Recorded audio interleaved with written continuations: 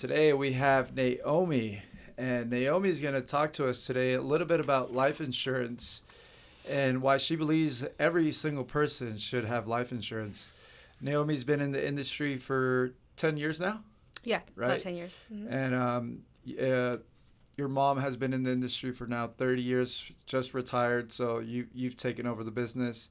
And so tell us a little bit about what you do and what life insurance is about. Okay, well, like Christian said, I'm Naomi. I'm an insurance agent. I own my own agency, but I own a franchise for Allstate. So I sell all personal lines insurance as well as life insurance. What is life insurance? Life insurance is basically protection for your family. God forbid you pass or your significant other passes. It leaves money so that your family could continue the same lifestyle of living, as well as other things, right? Like cover debts, mortgages, leave money for children's school and things like that. Right on. What are some of the misconceptions you hear about life insurance? I feel like when I think life insurance, and this is speaking on like my behalf growing up, I didn't really know much about it because my parents didn't really know about it. Yep. A lot of these services, I feel, especially in the communities that we're in, that sometimes we feel like someone's trying to come out and get us. Like Exactly. somebody's trying to sell us something or try to take our money. And, I grew up in a household where we didn't believe a lot of these insurance brokers, and we were always going for the cheaper service because we weren't going to spend all that extra money. And I dealt with an insurance problem 5-6 years ago when we got into our car accident, and that's where I learned my big lesson. Right, we weren't protected the right way, and so we ended up with these huge hospital bills, and it really put a damper on us. And then that's when I really understood, like, okay, insurance is there to cover you. Exactly. What are some of the things that you normally hear that people say why they don't purchase life insurance? What are the most common things you hear? Yeah, well, I think, especially amongst like our Latino community, I feel that it's not spoken enough about maybe. So people, like you say, we're not educated about what it really is and why it's so important. Most people say, one, they can't afford it, right? But when you can't afford it, that's when you most need it. Because if you can't afford a $30 a month payment, or you think you can't afford it, how are you going to afford a funeral, a $20,000 funeral, So that's the number one thing. And I think a lot of people think it's very expensive. Life insurance is really not that expensive.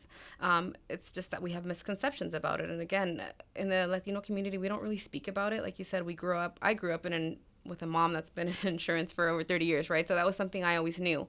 But a lot of people don't. So they don't hear life insurance, right? Until somebody really brings it up to you. So that's the first one. People think it's too expensive. They can't afford it. A lot of people think that coverage through work is enough. It's a great benefit. Like I tell my clients, it's good you have it, but it's only a benefit while you're working there.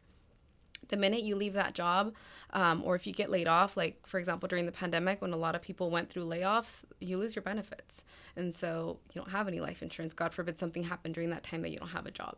So those are probably two of the biggest ones. Most ones. Yeah. Education is huge. I feel like like you were saying, in the Latino culture, we just don't talk about finances. Yeah. It's like the pride or the ego, right? In our household, we didn't really know how much money our parents made. And I think that's, I get it, but I think that's something that should be taught to your kids. And we should start that education early on because, like you said, we see a lot of GoFundMe accounts. And we were having this conversation not too long ago about it. And literally that same week, I think it was like 2 days ago, one of the shootings that happened, and right away the GoFundMe account popped up. And I think that's what it's sad, but a lot of my customers have told me that, like, oh, well, we'll just let somebody figure out and they can raise money. So, I mean, it's great that as a community people come together and support, but it doesn't always work like that for everybody, Not in every case are people just going to donate money. You're going to have enough money to bury somebody. Sometimes people struggle a lot,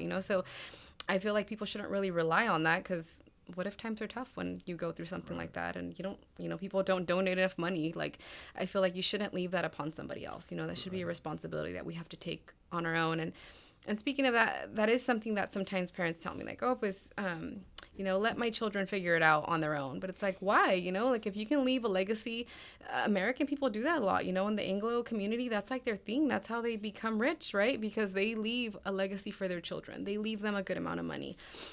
And I'm not sure why in our Latino community it's like, no, let my kids work hard. Let them work hard. I work now. It's their turn to work to figure it out, But it's like, why not give them a little stepping stone to be able to, right, secure their future a little better. So it sounds like, aside from obviously taking care of the funeral expenses, right? When people say, "Oh, I'll just do a GoFundMe," well, yes, that covers just the expenses for the funeral. But what happens to the bills after? What happens to the cost of living for those people? If it's the husband goes and it's the mom that stays with 3 kids, well, she's gonna have to figure that out, right? But it sounds like it's also an investment, because it's money being passed on over time and through generations. That can definitely compound, right? Exactly. Yeah. So that's definitely one of the things. I mean, in some research that I did, most people ages about 40, between 40 and 60 have a mortgage. I mean, before it was like $200,000. I bet you now it's like $400,000 to $500,000 balance. So what happens when your spouse passes? Nowadays, you need 2 incomes to survive and live a comfortable life, right? So if your husband passes or your wife passes, are you going to be able to make that mortgage payment by yourself? Probably not, and so it gets really difficult. And then add children into that, there's just more expenses. Yeah. Yeah, that's something definitely to think about, especially if you've been putting in quite a few years of payments into a home, and to be able to lose that Exactly. That would be, that would suck. Yeah, totally. Realistically. Yeah. What are the types of insurances that you offer, or that there is out there, right?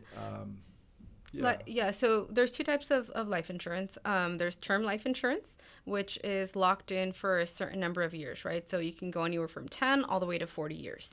It's generally less expensive because it's only covering you or locking in your rate for those number of years.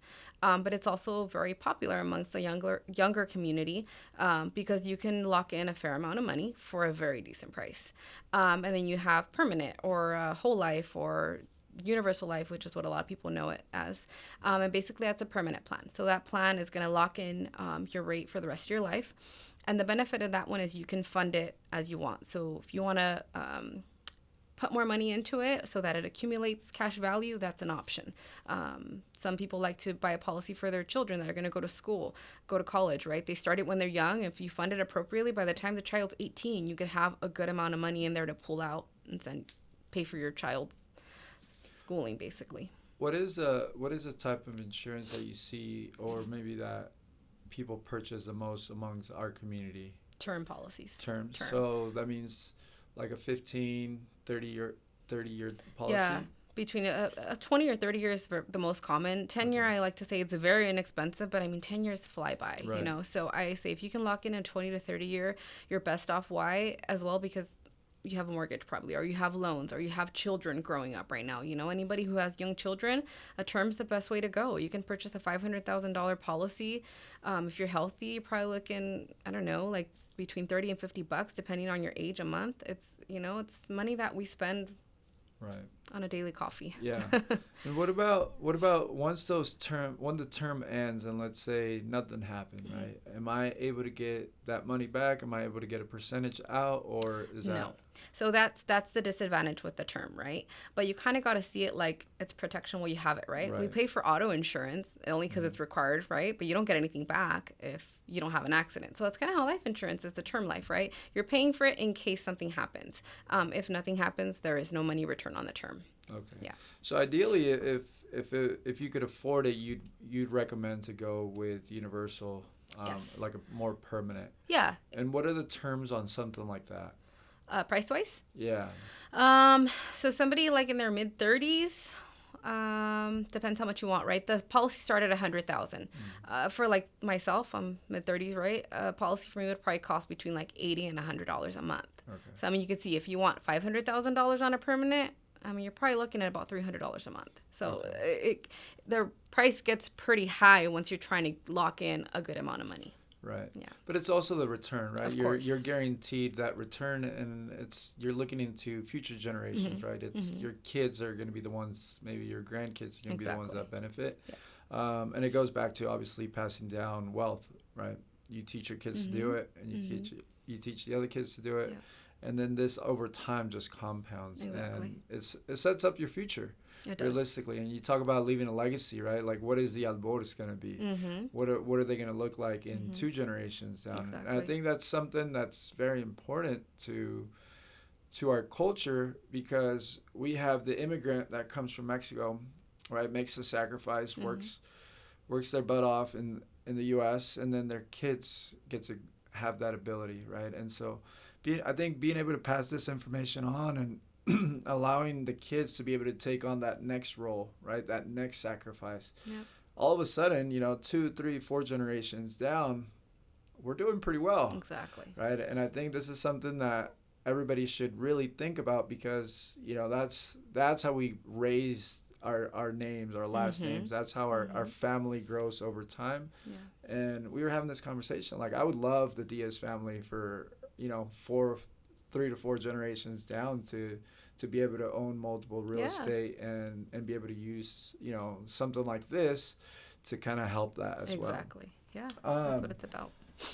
So one of the other things you said about people talking about life insurance and having it at work. So is that enough for someone? So typically not, right? Everybody's different. Everybody has different needs, right? But in my experience, a policy through work probably runs between 25 and 100,000 if you have a good policy through work. Is that enough? I mean, I don't know. If you have a mortgage, probably not. If you have children, probably not. And the other thing is, it's only a benefit, like I said, while you work there, right? So if you lose your job, or if you decide to change jobs, you lose those benefits. Those are only benefits while you're working there. So I like to tell my clients, if you have a policy through work, that's great. Kind of just see that as a little extra, but purchase something on the side that you know is secure, right? The other thing is, you want to have somebody local you can go to. I mean, when somebody passes away, I've had this happen to clients. You're calling a 1-800 number. You're dealing with the grief of somebody. Why not walk in and say, have your local agent help you, and take care of all that for you. It's a burden that you probably don't even want to deal with at the time. Yeah. Did you see a lot of that during COVID?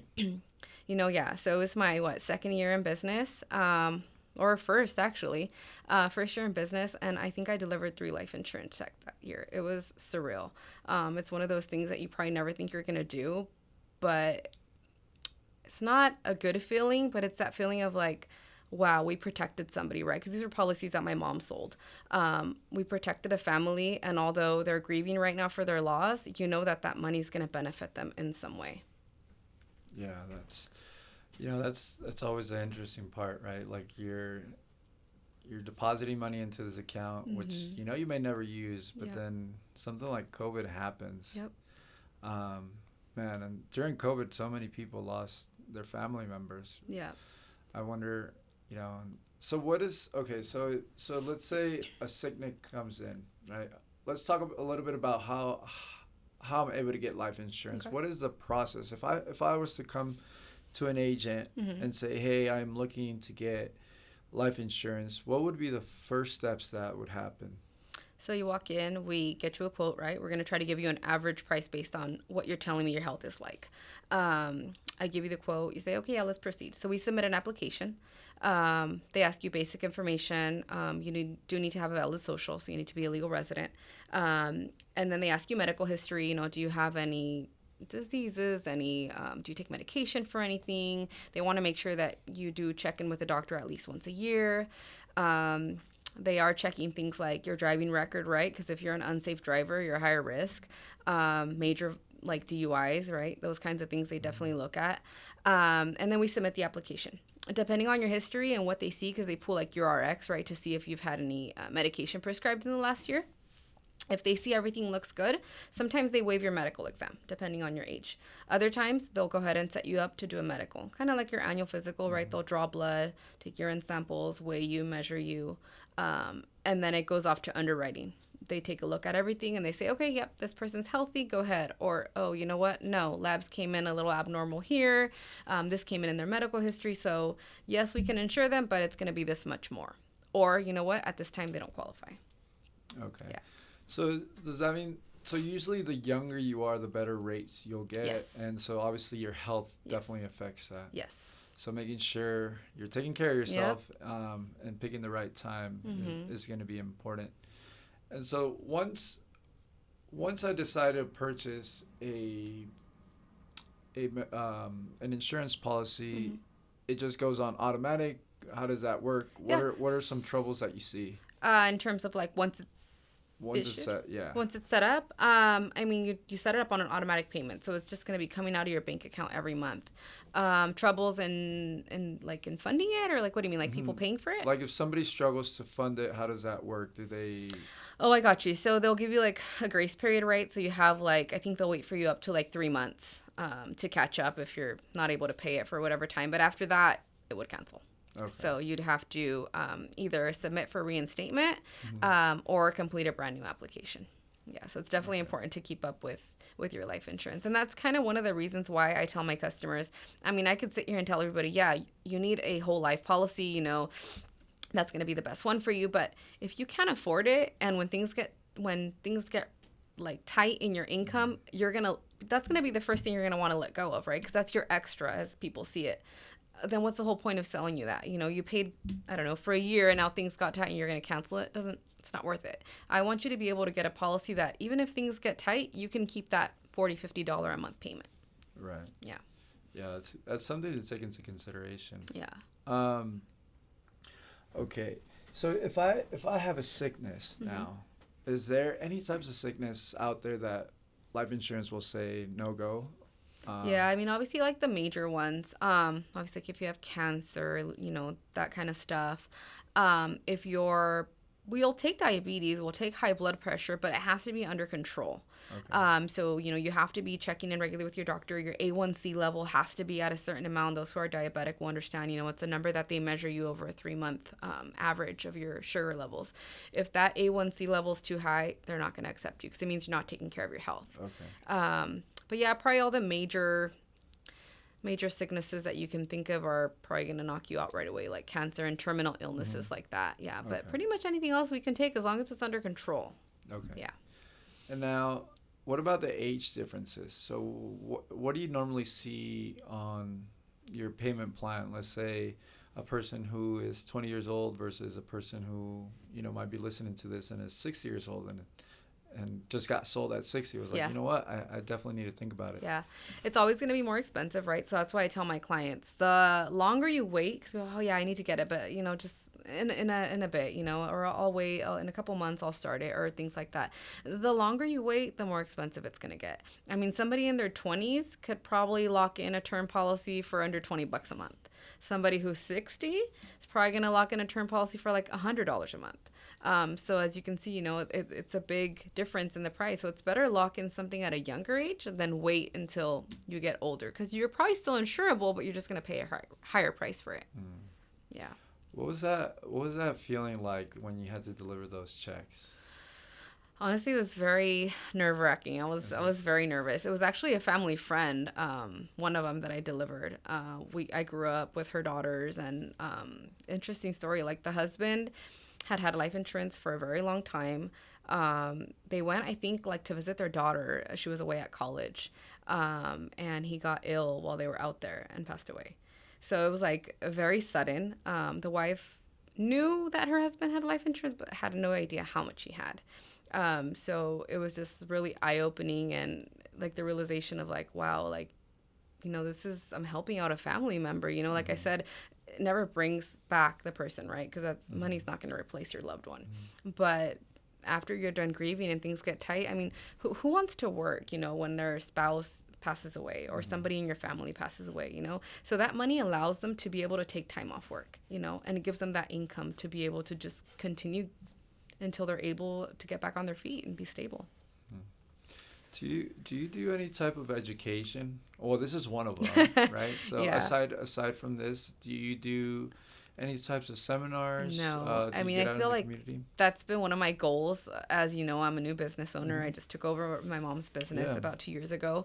It's definitely something I want to do. I haven't done it But yes, I feel like our community needs to be more educated because, like you said, we don't talk about it, right? Life insurance is something we kind of, it's like the thing on the back burner, right? Once I get to it, I'll get to it. Or, now I'll wait till I'm older. I don't need it right now. I'm young and healthy, right? A lot of people tell me, oh, todavía no me pienso morir. I'm not ready to die yet. Well, who is? Who is? Nobody is. But it's better to be protected, right? Because the only people who are going to be affected by you not making those decisions is your family and your loved ones, the ones you care the most about.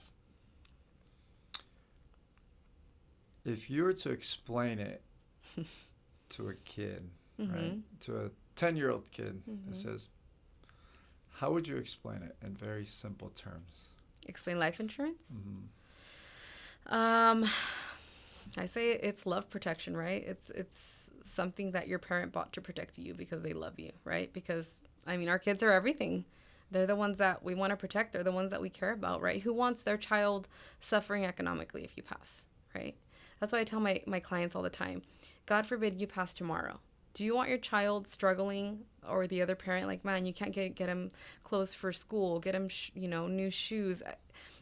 As sad as it is, well, not sad, but I feel like nowadays we spoil our kids a little too much, right? They have nice things, like things that I never had as a kid. I'm like, these kids will never know what we went through. Like, I used to get my shoes at Payless, and, these kids are getting $100 Jordans, So it's like, imagine if they lose a parent, right? And all of a sudden his parent's like, no, like, we can't go there. Now you're going to get shoes at yard sales or, it's just an example, right? But that's the things, those are kind of like the things that you got to think about, right? When you're going to get life insurance, is you're leaving money for also your children to continue their same lifestyle, right? Not interrupt the way that they're living now. Because as it is, right, it's a big, what's the word? Like a big adjustment to them, right? By losing it if they lost a parent.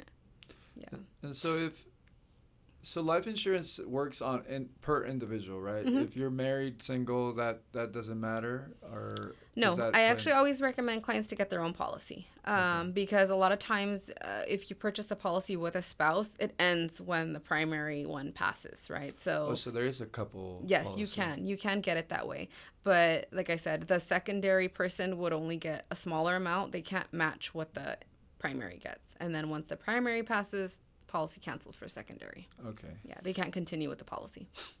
And so when you leave all this money to somebody else, like how does that work? You get to pick one person, two people? You could choose as many people as you want. Yeah. So as long as they're 18, they can get the funds. And you can leave as many people as you want. You can change it as many times as you want. They're your beneficiaries, is what they're called. That's who you leave on your life insurance. And a lot of people don't believe it, but they get a lump sum check. I've seen it with my own eyes. A lot of people are like, oh, yeah, right, they're going to give my family $500,000. They sure do. They cut you a check for that amount. So, yeah. And what was their face expression like? Or what were their words, if you remember any of them? I don't think there were any. When to that family friend that I gave her that check, they were in tears, right? It's just kind of one of those things where it's like, I can't believe this is what's happening, right? Yeah.